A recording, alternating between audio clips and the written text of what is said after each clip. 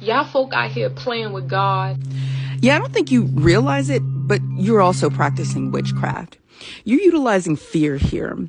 Fear is a low vibrational source of power that those seeking to manipulate people into believing something, like in your case, that they can't prove exists, or to manipulate them into believing in the existence of entities that they can neither see nor hear, nor have experienced. You're practicing witchcraft. It's all the same. And Christians need to grapple with that.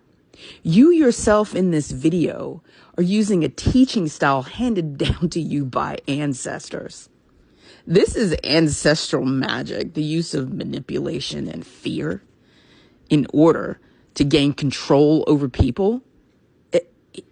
It's witchcraft. I really think Christians need to grapple with that, because they don't realize how long they have been venerating ancestors, venerating the dead, practicing witchcraft to gain power and control to such an extent that it's just normalized in Christianity. I think you ought to pray about that. I won't go that far, but what I will say is that she's merely imitating a teaching style that she's seen before, and she's very much so regurgitating words that she's heard before, and she's doing this because she thinks this is what you were supposed to do. They do that in an effort to, it's like an appeal to authority. And all of this is unconscious, unfortunately. It's why I tell people they need to be critical thinkers.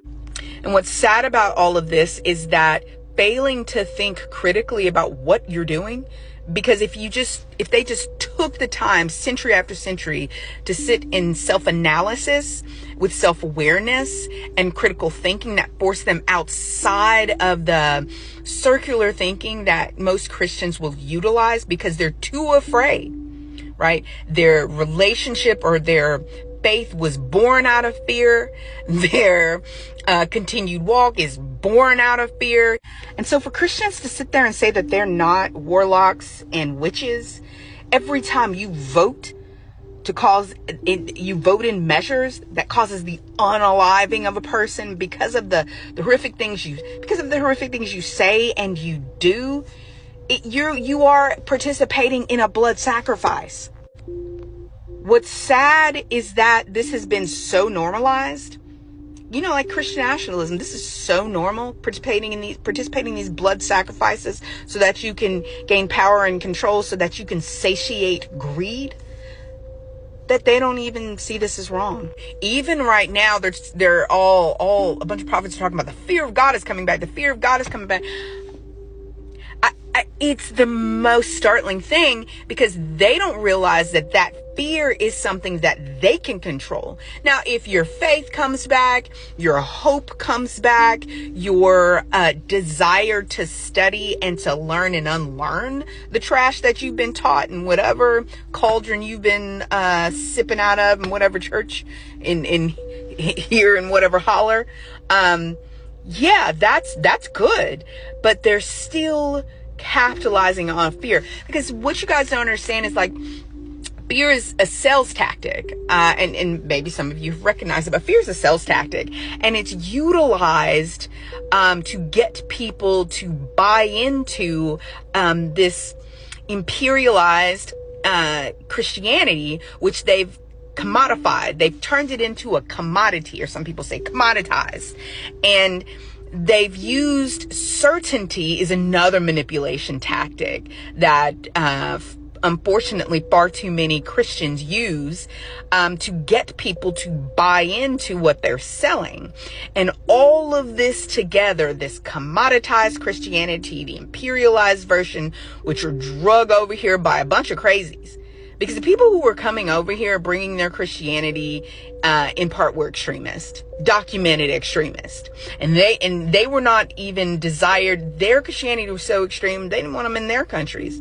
So they came over here to practice freely their own version of Christianity. And then they fully warped that with the help of differing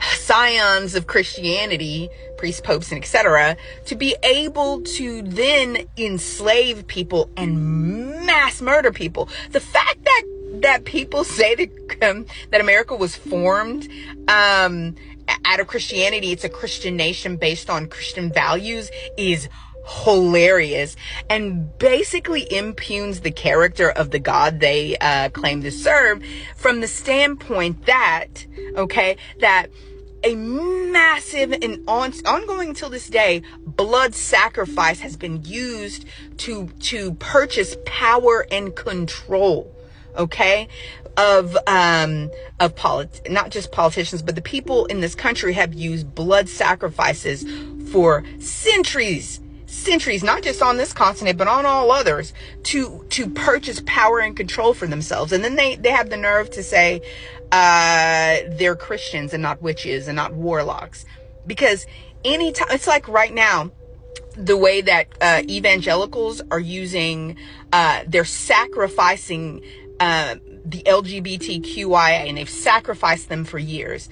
That's a blood sacrifice. And they know that the things that they're doing are causing them, and things that they're teaching in their churches are causing them to unalive. whether you are slitting the throat of the person involved, or what you're teaching and what you're saying causes them to unalive, you are still participating in the sacrifice of that person. They have been doing that to BIPOC for centuries, participating, whether they were killing them themselves, enslaving them themselves. BIPOC were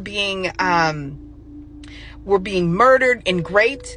They were a part of it. It's wacky. And I don't understand how they don't understand how this is the way it is. When people don't understand about Christian nationalism, it's normalized blood magic. It's normalized. Sacrificing people, causing them to unalive, saying horrible things to them. They are the demons that they rail against. And I think you all need to understand that about imperialized Christianity, that whacked out Christianity that we have over here now. I don't care how much love bombing, I don't care how many pairs of skinny jeans you wear, I don't care how much you try to rewrite and readdress the playbook. It's witchcraft. And I'm not trying to demonize all of Christianity, because you can clean it up. You can practice it in a way that is healthy, that is non-harmful to others. Unfortunately, Christians don't, not all, but Christians aren't imagining a world in which they are not forcing their beliefs, these colonizer ways of being that have been built into Christianity and normalized. They're not imagining a world in which they are anything different than the type of Christianity that's given to them. Look at the new kinds of Christianity that are coming out, in which they've worn their skinny jeans, they're adding rap, they're adding rock, they've got dancing, they've got flags, and they've got all that, but it's still same Christianity. Still same Christianity. I don't care how much of a club vibe you give it. I don't care how much of a in the park singing, you give it a hippie vibe. Still the same whacked out, colonized, imperialized, commodified Christianity. You've just turned it into a different kind of commodity that you can sell. Ugh.